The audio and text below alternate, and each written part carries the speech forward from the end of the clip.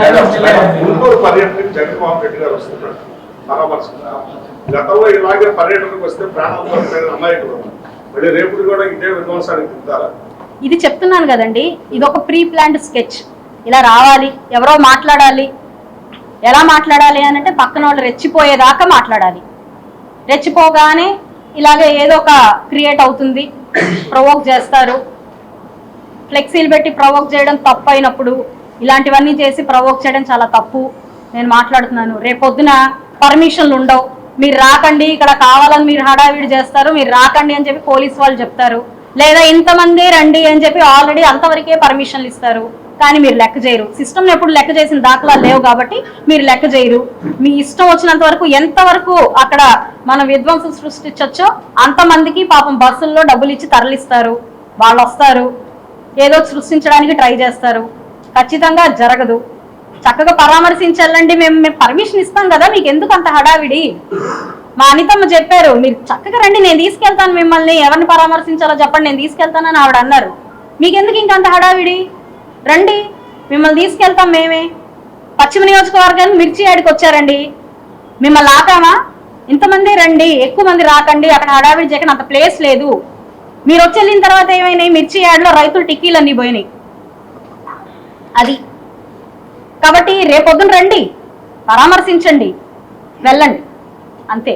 అంతకంటే ఎక్కువగా ఏం చేయకండి, చేసే అవకాశం కూడా ఇవ్వం.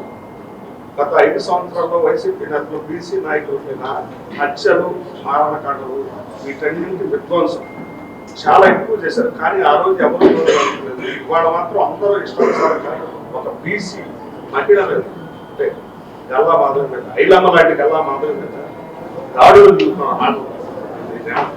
అదే చెప్తున్నానండి, ఆ రోజు మేమే మాట్లాడితే మన పరదాలు కంప్లీట్గా పరదాలు, ఎక్కడ రాళ్ళు వేస్తామేమోనని భయం వాళ్ళకి, మాట్లాడుతుంటే భయం, క్వశ్చన్ చేస్తుంటే భయం. నేను అడుగుతాను మిమ్మల్ని, అంబటి రాంబాబు గారు అమ్మాయి, నాకు మీ పేరు తెలియదమ్మా, ఏమనుకోకండి, సారీ, మోనికా గారు, డాక్టర్ గారు, మిమ్మల్ని ఒక ప్రశ్న అడుగుతాను. మీరు ఎప్పుడైనా వెళ్ళి కలిసి వచ్చారమ్మా జగన్మోహన్ రెడ్డి గారిని? మీకు పర్మిషన్ ఉందా?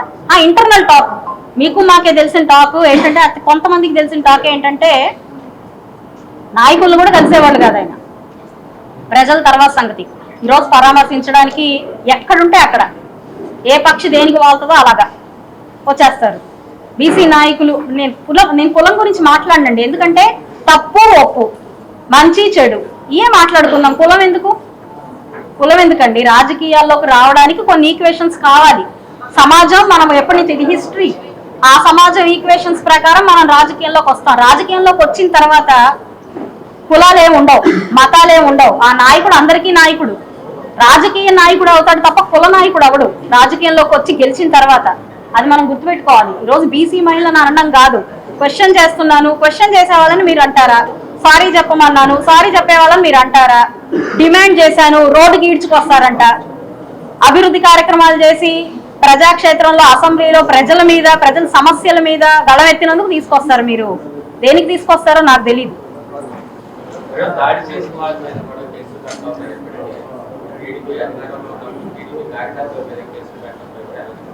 ఖచ్చితంగా పెట్టండి, ఇది ప్రజాస్వామ్యం కదా, ప్రజాస్వామ్యానికి ఎప్పుడు మేము సహకరిస్తాము.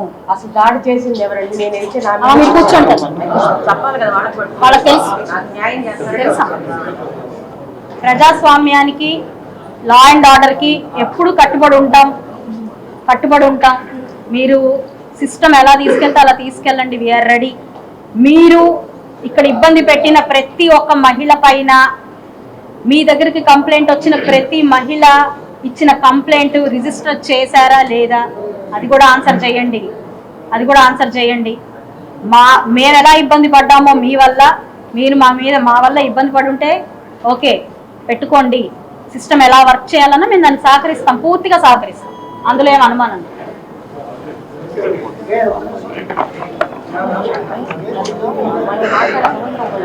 పెట్టారు లేకపోతే ఇలా పెట్టారు అలా పెట్టారు అన్న సమాచారం నాకైతే లేదు.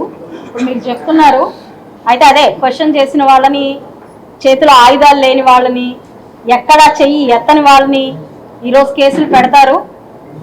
అందులో కూడా పబ్లిక్ రిప్రజెంటేటివ్ని, అధికారంలో ఉన్న ఎమ్మెల్యే మీద పెడతారు. పెట్టచ్చో లేదో కూడా నాకు తెలియదు, నేను లా చదువుకోలేదు, నాకు తెలీదు. కానీ మీరు అదే సిస్టము అని అంటే నేను సహకరిస్తానండి. నేనేం దానికి వ్యతిరేకంగా ఏం లేను. నేను నన్ను క్వశ్చన్ చేయండి, నేను ఆన్సర్ చేస్తాను. ఫస్ట్ టైం రాజకీయాల్లోకి వచ్చారు.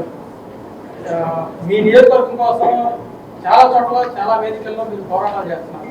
కానీ వే మారింది, మీరు ఏమైనా ఇబ్బందులు పడే అవకాశం ఉందని ఇంకా ప్రకటించిన రాజకీయాల్లో ఉంది అనుకుంటున్నప్పుడు మీరు వెళ్ళే ఆవేశంగా వచ్చి మీకు ఏమైనా ఇబ్బందులు వచ్చే అవకాశం? మీరు ఆవేశం అంటున్నారు, నేను ఆవేదన అంటున్నాను. ఆవేశంగా వెళ్ళారు మీరు అంటున్నారు. నా ప్రజల కోసం, నా ఈ యొక్క నియోజకవర్గ అభివృద్ధి కోసం నేను ఆరాట పడుతున్నాను అంటున్నాను.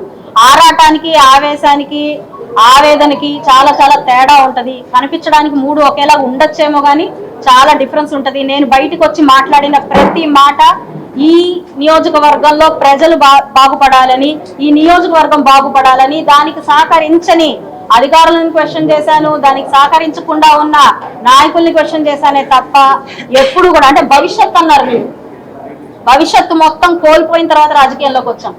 పిల్లల భవిష్యత్తు ఏంటో తెలుసుకోలేదు మేము, అయినా రాజకీయాల్లోకి వచ్చాం. మేము దేని గురించి ఆలోచించలేదు. మేము ఈ అరాచకాన్ని తగ్గించాలి, అందులో మేము కూడా భాగస్వాములు అవ్వాలి అని చెప్పి రాజకీయంలోకి వచ్చాం.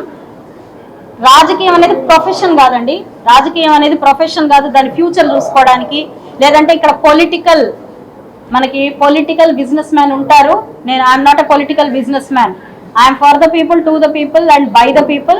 I'm stick by it, I'm bind by it. అంతే.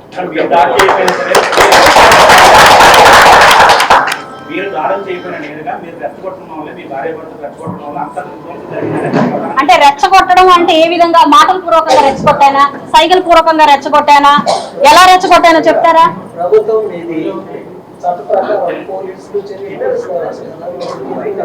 నేను అడిగింది కూడా అదే కదండి. రోడ్డు మీద ఆయన వచ్చి మాట్లాడి వెళ్ళిన తర్వాత సుమోటో ప్రకటించి, ఒక సీఎం అన్న తర్వాత సుమోటో ప్రకటించి ఆయన ఆపకుండా సాయంత్రం దాకా ఎందుకు మీరు వదిలేశారు? నేను క్వశ్చన్ చేయడానికి ఎందుకు వెళ్ళాను?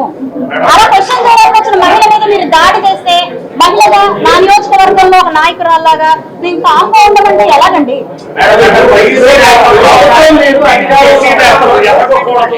ఆలోచన మాత్రమే వైసీపీ వాళ్ళు చేస్తున్నటువంటి ఈ అసత్య ఆరోపణలు, ప్రచారాల మేడం.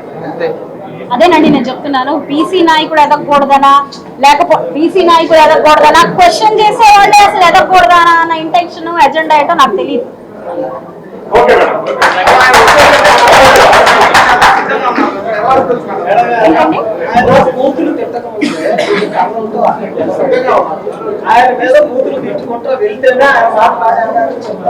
అదేనండి నేను టైం లైన్ చెప్తున్నాను. టైం లైన్ నేను మీకు చెప్తున్నాను. అదేనండి అదే నేను చెప్తున్నాను. అవునండి, ఆ టైం లైన్ గురించే నేను చెప్తున్నాను. ఏమని చెప్తున్నాను? ముందు రోజు వెళ్ళి నేను ఫ్లెక్సీలు చింపేస్తాను, ఈ ఫ్లెక్సీలు తీయకపోతే నేను ఊరుకోను. ఎందుకంటే మీకు తప్పు అనిపించింది కదా, మీకు తప్పు అనిపించింది, ఫ్లెక్సీలు పెట్టిన తప్పు అనిపించింది కదా.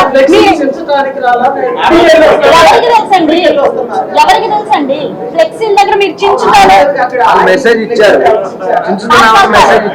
మేము ఆగుతాను, నేను ఇలా వెళ్తున్నాను, నేను రిటర్న్ వచ్చేటప్పుడు ఫ్లెక్సీలు తీసేస్తాను అన్నారు ఆయన. అందుకనే వెళ్ళారు. చించుతాను అన్నారండి. చించారు కొన్ని నియోజకవర్గాలు. తప్పు కదా. మరి మీకు తప్పు అనిపిస్తే మీరు పోలీసులు ఆశ్రయించి ఉండొచ్చు కదా, తీసేయమని. నేను అదే చాలా హాస్యాస్పదంగా చెప్తున్నానండి. క్వశ్చన్ చేయడానికి వచ్చిన వాళ్ళు ఏవన్ను తన భార్యకి ఏదైనా అయిపోతుందేమో అని భయపడి వెనకాల ఎక్కడో నుంచున్న వ్యక్తి ఏటు చాలా చాలా గొప్ప విషయం.